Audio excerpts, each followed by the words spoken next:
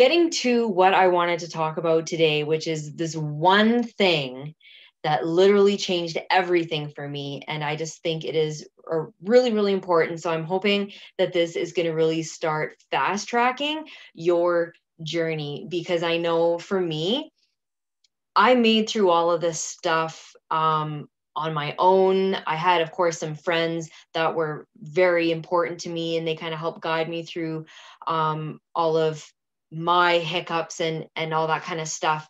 But one of the big things that I want to do for you is to help make this process 100 times easier, because it doesn't need to be complicated. It doesn't need to be painful, and it doesn't need to take months and months and months and months and months. So what I'm talking about is this missing connection that you're feeling with your horse. Um, Maybe for me it was having my kids. So after I had my girls, I felt really disconnected with my horses. I was able to ride my barrel horse Sunny, because I've had him for quite a few years. He's well broke, he's rodeo broke, like nothing phases him. He didn't buck, he didn't rear, and so I didn't feel at risk with him very much. But what I really struggled with was trying to have my old self back. My confidence was greatly diminished, especially with trying to ride different horses or a young horse. And I had a lot of fear and anxiety around that. We had a young horse, Ace, who I know you've probably heard me talk about a lot. He's my main ride right now. But 4 years ago, this wasn't the case. He was a 2-year-old, I guess 4 years ago, because he's coming 6 this year. And we sent him away to get started. I was pregnant when we got him back, and so I didn't ride him at all that year. After I had my first daughter, I wanted to get into riding him a little bit, but he and I did not get along at all. And honestly, I was terrified. You get that gut wrenching pain. Maybe you're running to the bathroom more often. Just the thought of going out to catch him. I'm sweaty. I'm uncomfortable and all this kind of stuff. And because everything about him was reactive. And I thought it was kind of my job to put him in his place and to help him do all these things. And he thought his job was to put me in my place. And so we butted heads a lot. It was even the simplest things of just catching him and leading him or tying him had me nervous, because he's young. If he's spooked, I'm always worried. Is he going to run me over? Is he going to just try to charge and take off? Well, like, what's he going to do? I didn't know. And I didn't feel confident to be like, whatever it is, what it is, we're just going to do what we're going to do, and have that kind of happy-go-lucky attitude. Everything about him put me on edge, and it wasn't a fun experience. And I pushed myself through working with him, because he's young and he needed that time. And my husband is very busy, because we farm. And so I pushed myself, even though it made me feel nauseous, even though it made me get like headaches and all this anxiety, but I pushed myself as much as I could. Now, I really didn't end up doing much with him as a 3-year-old. And then I ended up, once I got pregnant again, I stopped working with him again. And basically, after I had my second daughter, I was like, okay, enough is enough. I got to start riding this horse. He needs this, so he's coming 4, and I am feeling the pressure of he's really far behind. He needs all this time and blah, blah, blah, blah, blah. And looking at all my other friends' 4-year-olds horses, and they're all doing this and that and the other. And so I'm feeling all this pressure to show up and to actually catch this horse and ride this horse and be back to my old self, where getting on a horse where I felt like, I might get bucked off today, didn't really worry me. But all of a sudden, now that I got kids, I'm like, I don't want to get bucked off. If I break my leg and I have to take care of 2 kids, that's a huge deal. Or worse, what happens if I get a nasty concussion? Or, and then of course, then your brain starts going through all those horrible spirals of, well, what happens if I get bucked off and I get brain damage? What happens if I get bucked off and I get paralyzed? How am I supposed to be a mother then? And so it was just like building and building and building in this anxiety, and it was just horrible. So when I finally was I was still trying to push through it, which was ridiculous, but I'm very stubborn. And I was determined to push through it no matter what. And Ace, of course, was feeling all of my anxiety, all of my fear and stress and everything. And so he, in turn, was very sensitive, very reactive. He was explosive at times. I'm feeling like I need to be teaching him who's boss. And basically, it just became this massive power struggle. I'm trying to control him. He's trying to control me. We're butting heads. I'm trying to lunge him. He's rearing up, taking off. He's bucking out. He's like having a fit, and I'm like fuming mad. My face was probably beet red, and I want to feel like I just want to beat this horse into submission. And I just had a realization that I'm like, this is like way above what I want to be doing. This isn't fun. I hate this. I'm not enjoying this at all. Talk to the hubby, and I'm like, let's send him somewhere. I can't deal with this. I don't have the time to do it. And of course, fitting this in during a nap time when both my kids were napping was also crazy, because then you're having the stress of, oh, well, when are my kids going to wake up? When are my kids going to start crying? Am I even going to get anything done today? And then during the actual training, my brain is still always looking at my Wi-Fi monitor. Oh, they're still asleep. Oh, okay. And so I was never there. I was anxious and everything, and it was just nasty. So we sent him away to a trainer. Thank goodness. And while he was gone, I'm starting to talk to a couple of my good friends that I really respect. And I'm like, obviously my training methods, my major pushy, dominant, dictator, my way or the highway was not jiving with Ace at all. That's how I kind of always worked with horses. But for him, it was just not working. It just clearly wasn't working, obviously. And so that's when, I was recommended, oh, well, you should check out this person, or you should check out this person. So I'm all over the internet trying to find a different training method that I could use with my horse. And the crazy thing is what I found out, this one thing that changed everything that I found out had nothing to do with horse training. And that's the really funny thing. It had everything to do with me training. It had everything to do with taking responsibility of myself and my emotions and my trauma. And when I finally started to understand that, it was, I don't want to say painful, but it was intimidating, because all of a sudden I'm sitting there thinking, and I'm like, I'm the main cause for almost all of my problems with my horse. I'm not listening to my horse. I'm not respecting my horse. I am being pushy. I am not giving him any options. And I started to realize, well, no wonder he's getting completely frustrated with me. No wonder he's so reactive. It's amazing that he didn't kick me in the guts because he was so mad at me, kind of situation. And it was very humbling. It was kind of like one of those smack in the face, look at what you've been doing type moments. And it was huge. It was massive. There was probably some tears shed at this realization that it wasn't an Ace problem. Yes, sure, he needed help in his training to help him get through some things, but it wasn't because Ace did it to Ace. It was because I did it to Ace. It was because my emotions were getting in the way of everything. Because I was overreactive, he was overreactive. Because I was scared and anxious, he was scared and anxious. Because I had no idea what I was doing, neither did he, and he felt like he had no leader. And so if he doesn't have a leader, it only makes sense that he's going to assume that he needs to be the leader. And it just kind of all started to click.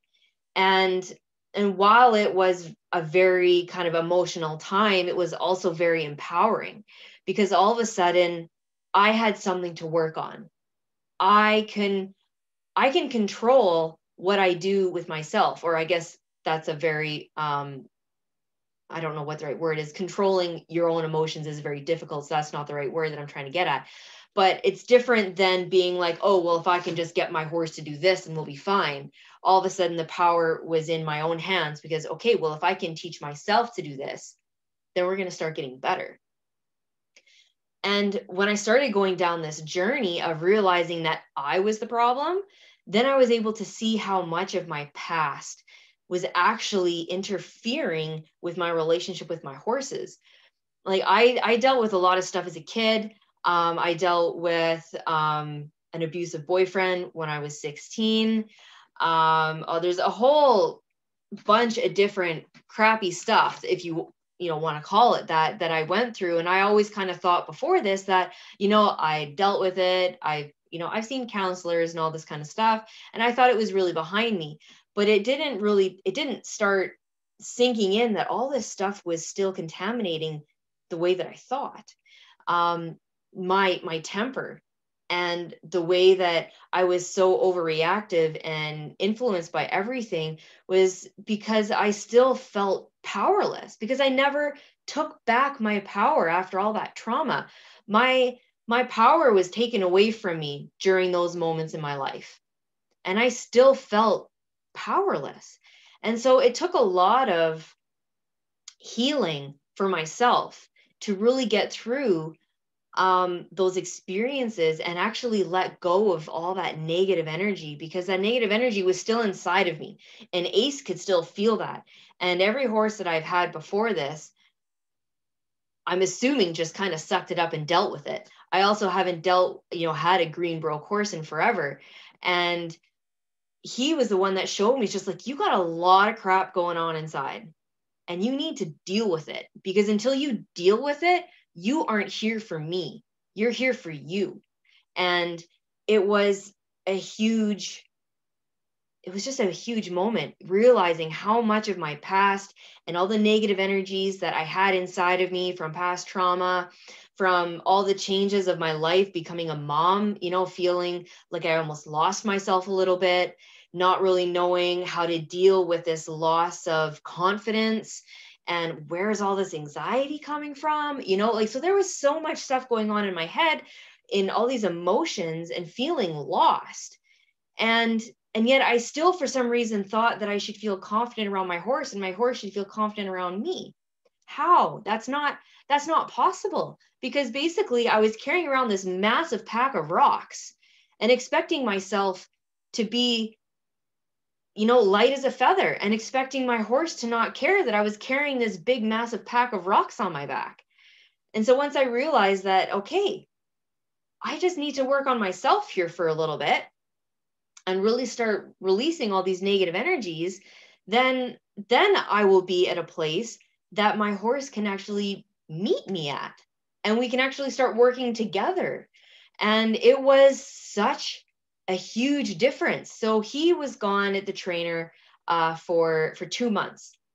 And so that is a lot of amazing time that I was able to use to watch videos, to learn about myself, to find new ways of healing, releasing all these negative energies, actually moving on from my trauma and all this kind of stuff.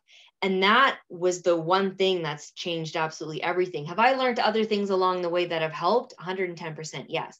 But it wasn't until I was able to realize that it was a me problem between me and my horse, and it wasn't a horse problem, that things really started to change.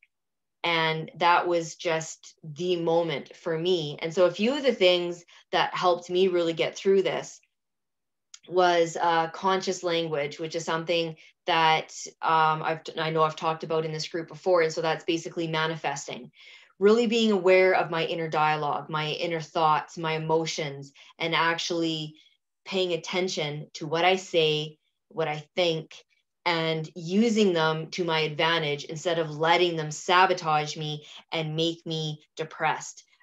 Make me feel worthless, not good enough. I can't train my horse. Who am I to think I can get through all of this stuff on my own? All of that self-doubt, self-hate, the list goes on and on. And so when I was able to finally start using manifesting to really start changing how I thought about myself and how I thought about Ace, it really, really helped. And then I've learned a couple other new things, like aroma freedom technique, which has been absolutely fundamental for my healing from my trauma. And it was so gentle and I don't want to say easy, but it was almost effortless because the method works, and it really helped me. And so there's quite a few different ways you can go about it. Everybody has their own journey to healing themselves, healing their emotions. And so I really encourage you to take time and figure out what's going to work for you. If you're curious to know more about the things that worked for me, if you go to the unit section in this group, you're going to find a unit called Conscious Language, and you're going to find another one that's called Change Your Words to Change Your World. And now they are similar, but it's going to be something that's going to help you get started, because what better time to really focus on yourself, to get yourself in check, to get your emotions in check, to get your trauma actually released than in the wintertime. When it's freezing cold, you don't necessarily want to go riding when it's -20, -30. Maybe you don't have access to an indoor arena. And it is just, to me, it's the most perfect time to work on yourself and work on those connections and between you and your horse. And honestly, you are the first step. Maybe you've heard it before when, people always say, you send your horse to a trainer and you get it back, and it doesn't matter how amazing that horse is at the trainer. That horse is always going to adjust to your level, your ability, because you're the limiting factor between you and your horse. It's just like your horse that you feel like isn't trained, can't do this, can't do that, but a very talented rider can jump on that horse, and all of a sudden that horse looks like it's been professionally trained for the past 6 months. It really matters how you think, your emotions, and all of that, because you're the limiting factor for you and your horse. And it can be really tough to hear. And maybe you're hearing this and you're kind of feeling like I'm slapping you in the face a little bit. And I don't want it to feel like that, but I know some people do need to have a wake-up call and realize it's not the horse's fault. Horses don't want to argue with us. Horses don't want to be bad. Horses don't have it out for us. Horses don't want to be like, oh, well, because we did that yesterday, no, I'm going to be a turd today. Horses don't think like that. Horses don't manipulate us. That's not what a horse is. When we think that way, we're putting our own human emotions into a horse, and horses just don't function that way. And when we start to realize that it's us, and that if we can start healing and controlling ourselves, then everything will just start to blossom and change. So that's just what I wanted to share with you today. I hope you're going to find it beneficial. And again, if you're wanting to keep going with this, I encourage you to check out the unit sections for those 2 units. So one was called Conscious Language. The other one was called Change Your World, Your Words to Change Your World. And I do also have a guide if you're wanting to get even more out of it. It's under $10, seriously. And I've been getting a lot of excellent feedback on it. You can read it, you can print it. It's a PDF. It's just something that's super easy to get you started down this journey of changing yourself and healing and just empowering your own mind and body. So anyway, I hope you have a fantastic day, and we will catch you on the next one. Take care.